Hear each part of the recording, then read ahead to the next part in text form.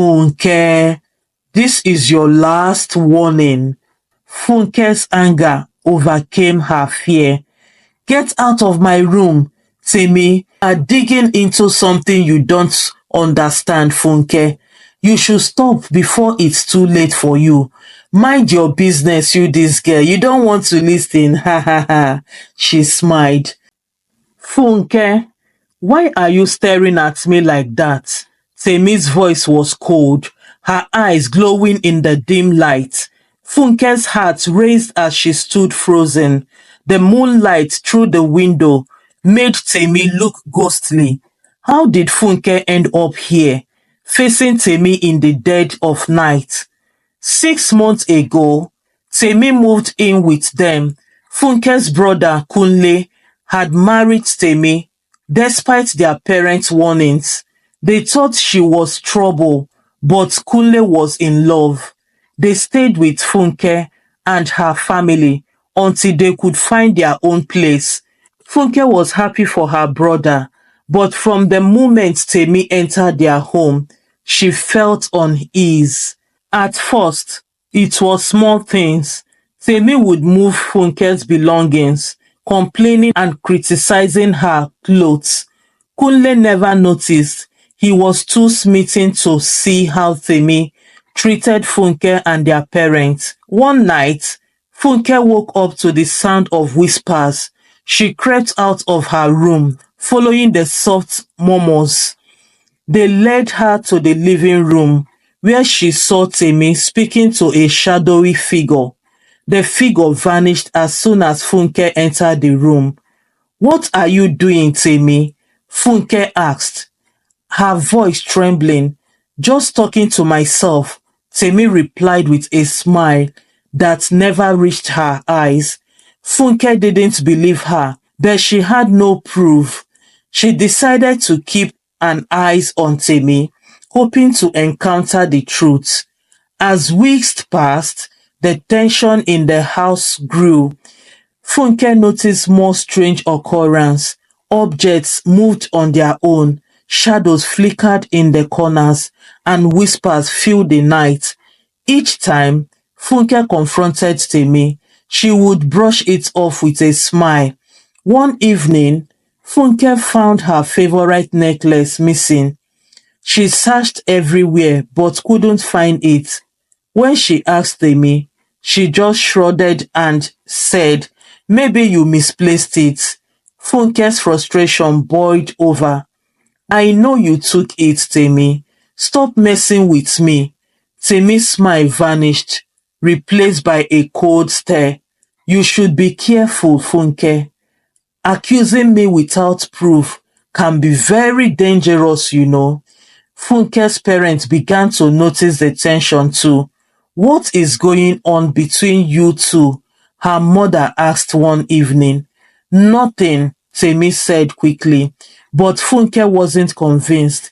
She told her parents about the missing necklace and the strange occurrence. They seemed concerned but unsure of what to do. "Maybe it's just stress," her father suggested. "We should all try to get along." Funke knew it was more than that, but without proof, she had to endure Temi's presence. The strange happenings continued. Funke found her belongings scattered, food spoiled unexpectedly, and doors cracked open at odd hours. She felt like she was being watched constantly. One night, Funke woke up to find Temmy standing by her bed, staring at her.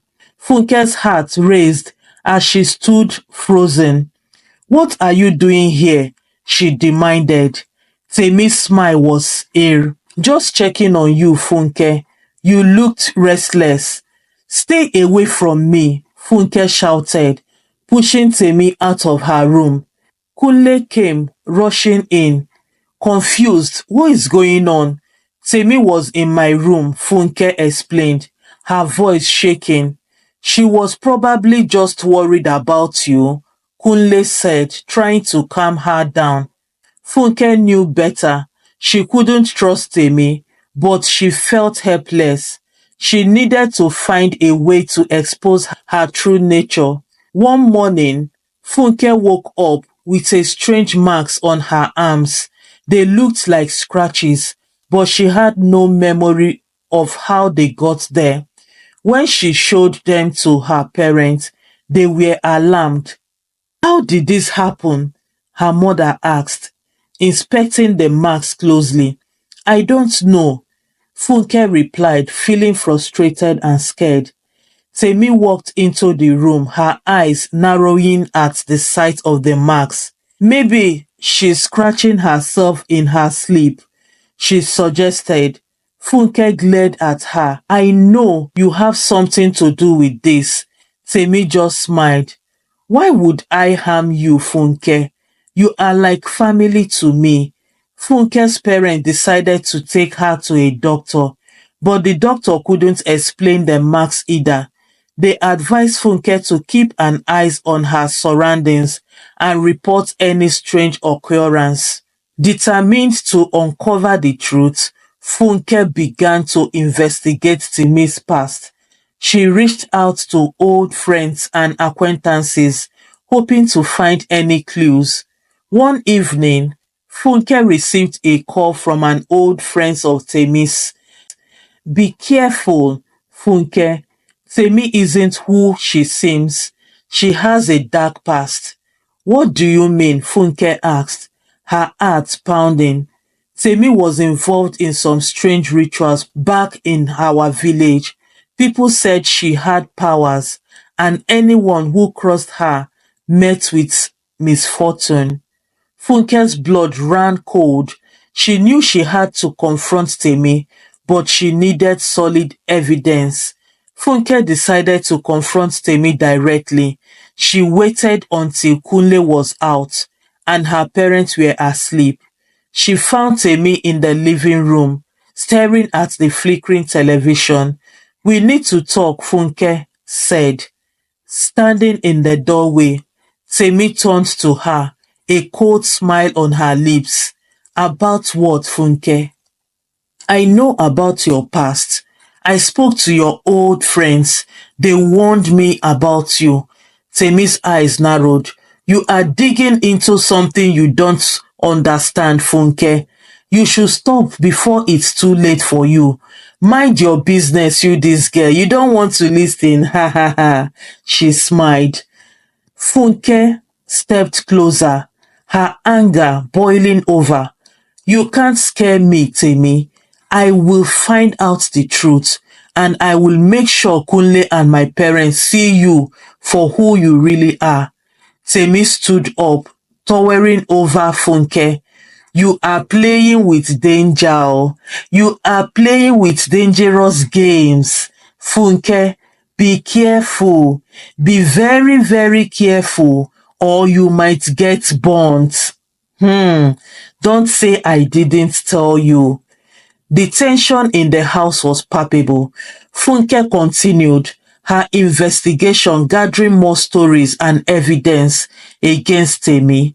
She spoke to neighbors, relatives, and anyone who knew Temmy from before. Her parents were growing more concerned. Funke, you need to stop this, her mother pleaded. You are driving yourself crazy. I'm not crazy, Funke insisted. Temmy is hiding something, and I need to find out what it is. Kunle tried to mediate, but it was clear he was torn between his love for Temmy and his loyalty to his family. Let's just try to live peacefully, he suggested. Funke couldn't rest until she had answers. She felt like she was running out. One night, Funke woke up to find her room freezing cold. She looked around and saw a dark figure standing in the corner. Her heart raced as she stood frozen, unable to move. The figure stepped forward, revealing Temi's face. You are meddling in things you don't understand, Funke. This is your last warning. Funke's anger overcame her fear. Get out of my room, Temmy. Leave us alone. Temmy laughed, a chilling sound that echoed through the room. You think you can stop me? You are just scared, little girl. Funke grabbed a nearby lamp and threw it at Temmy. The lamp chattered and Temmy disappeared into the shadows. Kunle and her parents rushed in, alarmed by the noise. What happened? Kunle asked, looking around the room. Temmy was here, Funke said, tears streaming down her face. She threatened me. Kunle looked skeptical, but her parents were starting to believe her. We need to do something, her mother said, holding Funke close. Desperate for help, Funke decided to visit a local priest known for dealing with spiritual matters. She explained everything to him, hoping he could offer guidance. The priest listened carefully and then nodded. There is darkness in your home, Funke. Temmy has brought it with her. You must cleanse your house and protect your family. He gave Funke some blessed items and instructed for cleansing ritual. Funke thanked him and hurried home, feeling a glimmer of hope. When she returned, she gathered her family and explained what they needed to do. We have to cleanse this house, she said. It's the only way to get rid of Temmy's influence. Kunle was reluctant but agreed to help. Together, they followed the priest's instruction, paying and placing the blessed items around the house. As they performed the ritual, the house seemed to react. The air grew heavy and strange noises filled the rooms. Funke felt a sense of dread but pushed through, determined to protect her family. Temmy watched them with sneer. This won't work, Funke. You are wasting your time. Funke ignored her, focusing on the prayers. She could feel a change, a shift in the atmosphere. The shadows seemed to recede and the coldness lifted. After they finished, Funke felt exhausted but hopeful. I think it worked, she said, looking around the house. Her parents nodded, relief on their faces. Let's hope this is the end of it, her father said. Kunle was still skeptical, but didn't argue. Funke knew they had to stay vigilant. For a few days, the house was peaceful. The strange occurrence stopped and Funke felt a weight lift off her shoulders. She started to believe that they had finally rid themselves of Temmy's influence. But deep down, Funke knew it wasn't over. She kept a close eye on Temmy, waiting for any sign of trouble. One evening, Funke and her family sat down for dinner. The atmosphere was relaxed and they laughed and talked like they used to. Funke felt a sense of normalcy returning. Temmy joined them, her personality calm. I'm glad we can all move past this, she said, smiling. Funke nodded but remained conscious. Just when Funke thought things were getting better, the strange occurrence returned. Funke felt a sense of dread. It's not over, she told her parents. Her parents looked worried but didn't know what to do. We will figure out something, her mother said, trying to reassure her. Funke knew they had to act fast. She reached out to the priest again, explaining the situation. This darkness is persistent, the priest said. You need to strengthen your protection. I will give you more blessed items and prayers. Funke thanked him and returned home, determined to protect her family.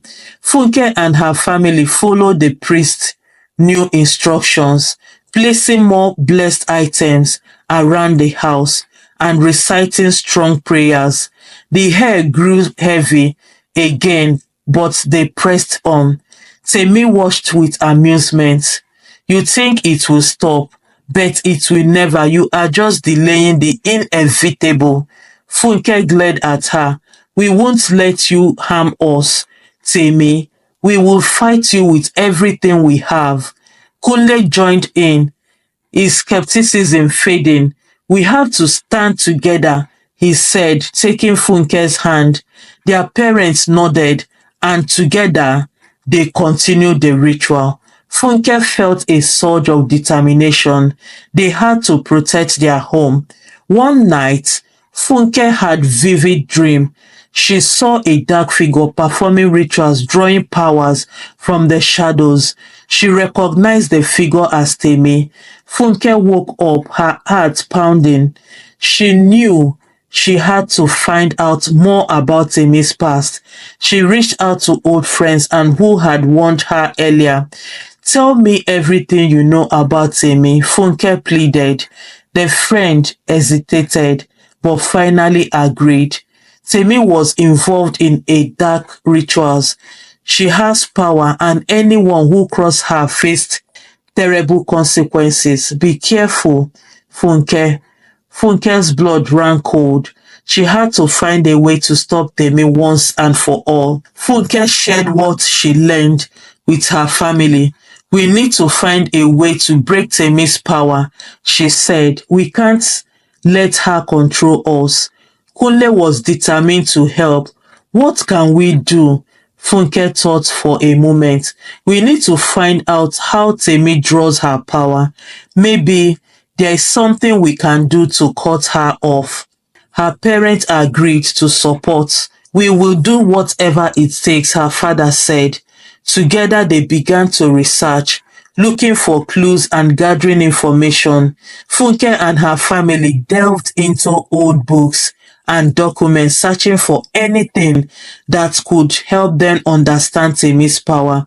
They found reference to dark rituals and protective spells. Funke reached out to the priest again. With the priest's guidance, Funke and her family, Kunle joined her, their combined strength pushing back against Temmy's darkness. We won't let you win, he shouted. Temmy screamed, her form flickering as the ritual took effect. Funke felt a surge of hope. With a final burst of energy, they completed it. As the ritual ended, the house returned to normal. Funke felt relieved, washed over her. They had done it. Temmy holds on them was broken. Her family hugged each other, tears of joy and relief in their eyes. We did it, her mother said, holding Funke close. Kunle looked around, a smile on his face. The house feels different, lighter.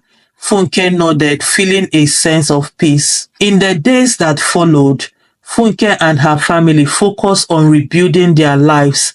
The house felt different, free from the shadows that had haunted them. They stayed vigilant, aware that they needed to protect themselves from future harm and determined to keep her family safe. Life slowly returned to normal for Funke and her family. They felt a sense of peace and stability that had been missing for so long. Funke's parents were grateful for her resilience and determination. We are proud of you, Funke. Her father said, you saved us. Funke felt sense of pride and accomplishment. We have faced the darkness and won, Funke said, smiling. Kunle nodded, holding her hand. We will face anything together. Funke knew they were stronger to the light.